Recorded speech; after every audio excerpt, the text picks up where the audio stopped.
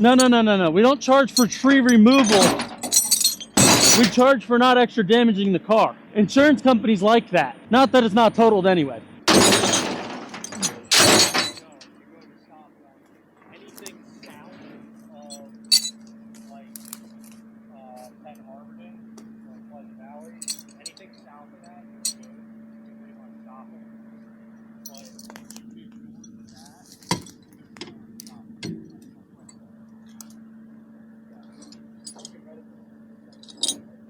get north of that, you're not stopping.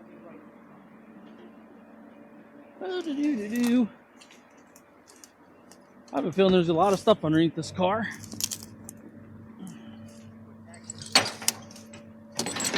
we keep all that stuff there because we don't want to see the road. I would agree with you.